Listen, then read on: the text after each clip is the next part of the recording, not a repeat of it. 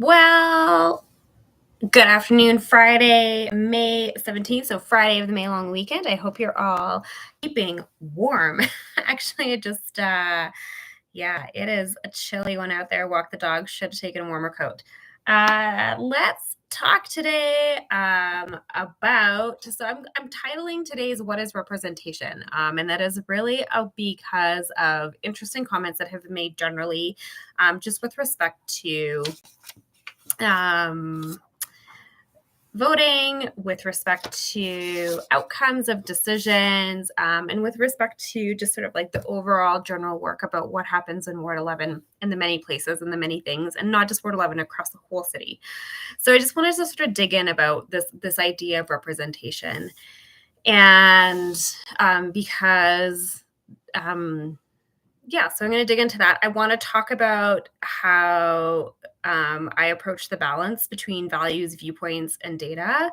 I want to talk about sort of like what other business am I been getting back to now that public hearing around rezoning is over. What's been happening. What have I been missing? What am I getting back to? And then I've started this new thing where just giving a little bit of an update on like, who is Courtney the person? What do I do when I'm not working? And so I wanted to do that. And I'm going to sort of sprinkle it in a little bit to the conversation today.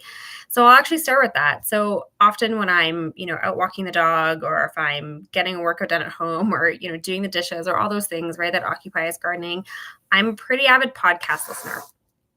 And I have some favorites, but I'm always open to suggestions about different ones. But the conversations I'm most interested in, and the one I'm actually just finished digging into today, was around new technologies, the emergence of new technologies, and how we're all collectively responding to them, and then, but also how do we need to collectively respond to them, especially as governments. So dug into that. That was actually through Brene Brown. So and the importance of how we're going to be managing new technologies as government. So always interested in the coalition between technology and government. So that's like a big focus interest area. I also just love to hear stories of individuals who are thinking about how people interact and behave and interact with each other. So that like kind of behavioral sciences. So definitely like Simon Sinek always interviews a whole bunch of people. Brene Brown is great. Dr. Jody Carrington from here in Alberta is really fantastic and talks with a lot of people. So always just great to hear from different people who've come from different backgrounds, risen up to different through different opportunities. I listened to a great one about one of like the strong men of the world. So anyways, the reason is so often the stories and the conversations that happen between those individuals are very much representative of just generally what's happening in the world, and how the tensions that we are feeling and trying to balance the narratives that are in the world right now. And so it's always great to hear those stories, and then to think about how that their approaches and how other people are approaching the challenges that we're facing. So I want to talk about that, and then about representation, because of course everyone comes with their own story. I come with my own story. You who are watching come with your own story, and you've been raised, right? And you are living, and you might be raising individuals and little humans to believe, or to understand, or to think in certain ways about the world.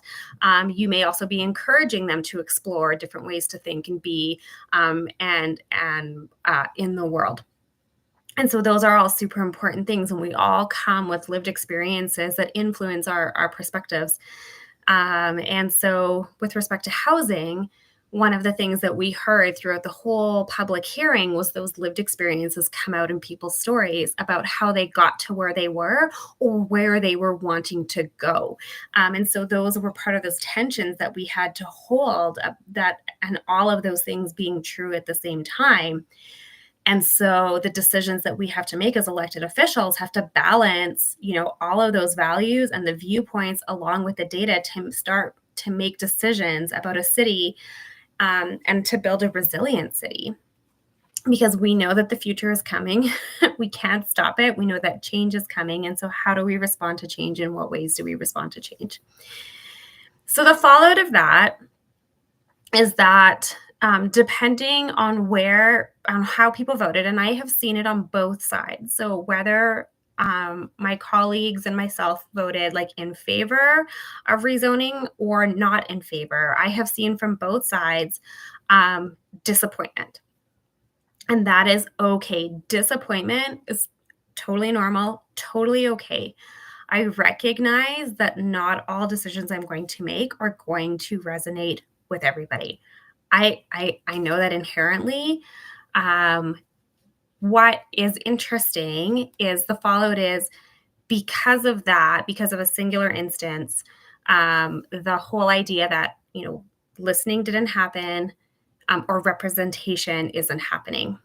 And so I'll say this: listening is many things. Listening is hearing and understanding.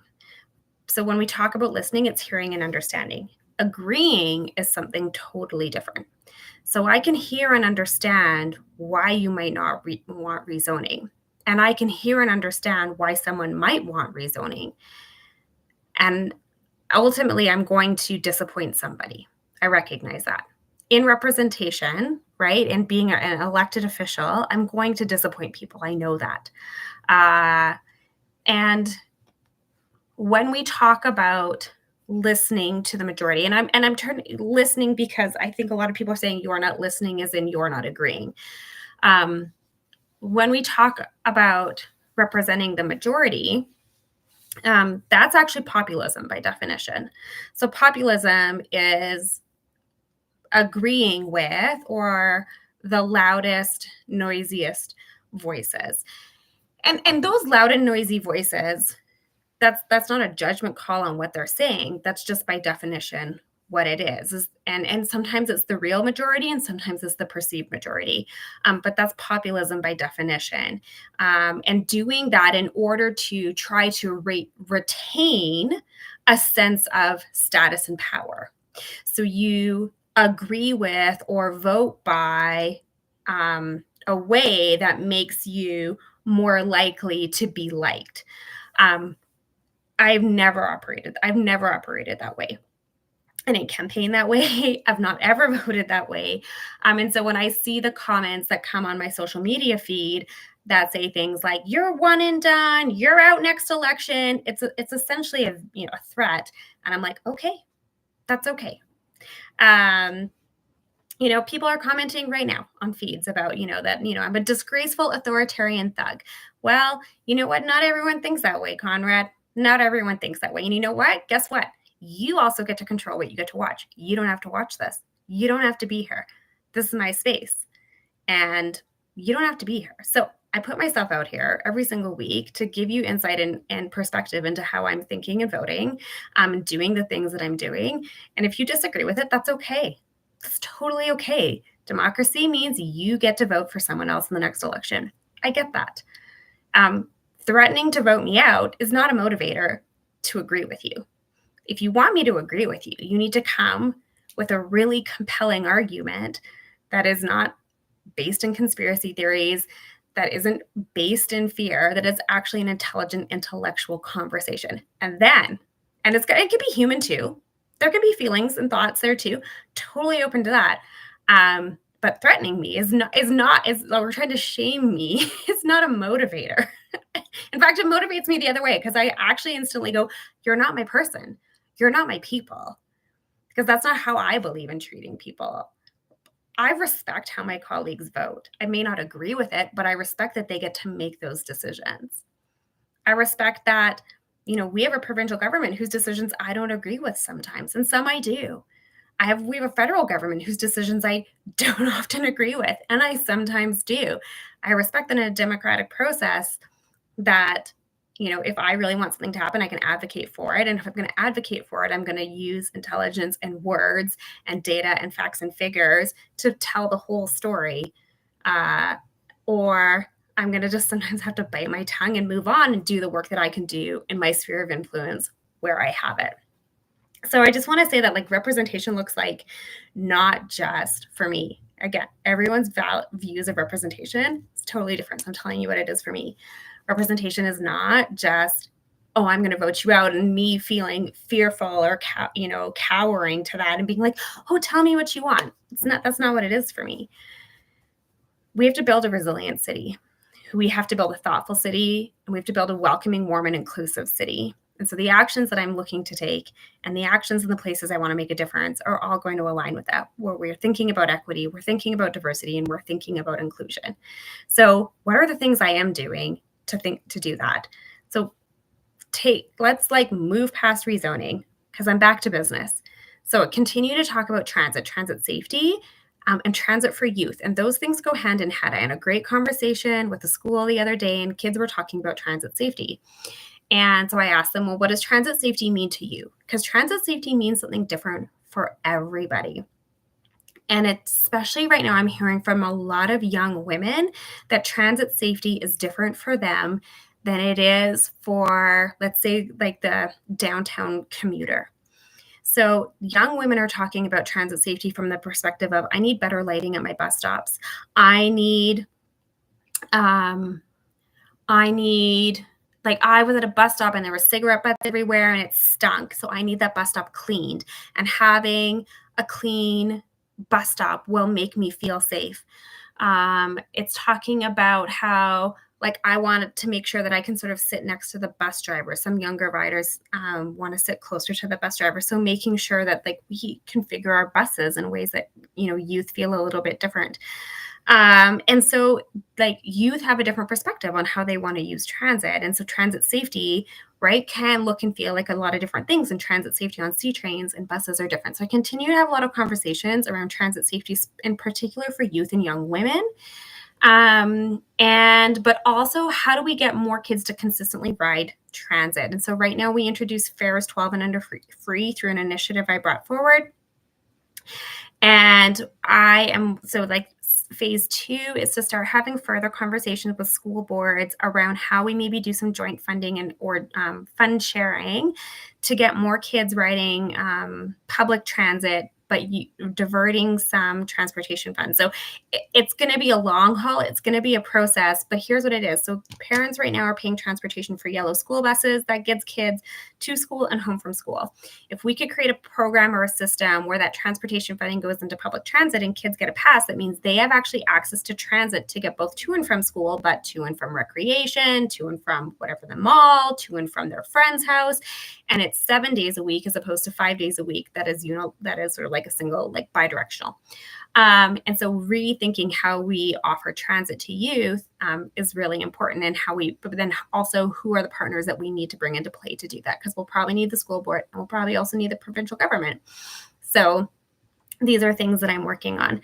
And the other big thing I'm working on is it's lawn mowing. So it's mowing season. We know the dandelions are out. However, there's always growing bodies of evidence that, like, longer grasses are better for carbon capture, but not just longer grasses. It's really important to have the best native species of grasses.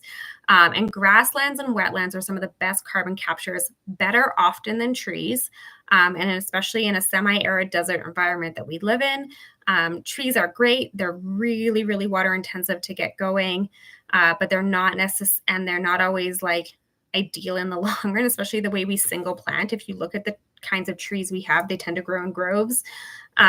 Whereas, like, native grass species and bushes and shrubs, willows, like, there's willow everywhere.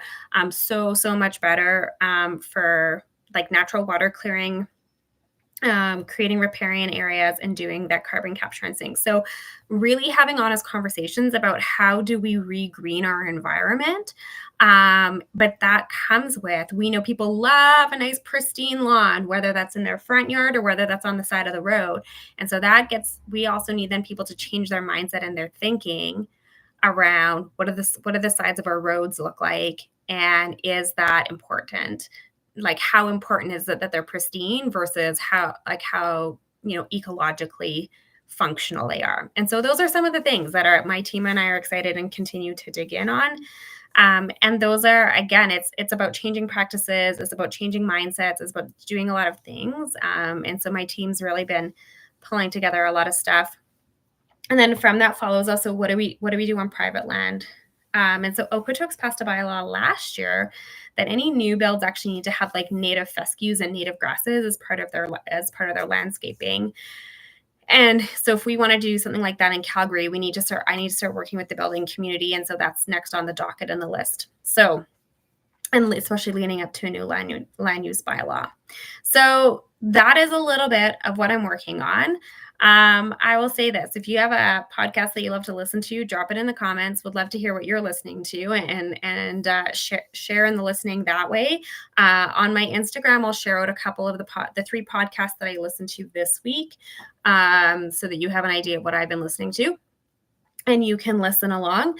And if there's other thoughts, if there's other questions you want me to answer, you can email the office, ward11@calgary.ca. Happy to answer questions on 15-minute Fridays. And as always, I will keep you updated on the things that are coming and going on. So that is about it. I hope you have an enjoyable long weekend. I see the sun is trying to shine, at least over where I am. And so either way, I hope that you find time outside in nature, enjoying what we've got to offer here in our beautiful city or nearby. Talk to y'all later.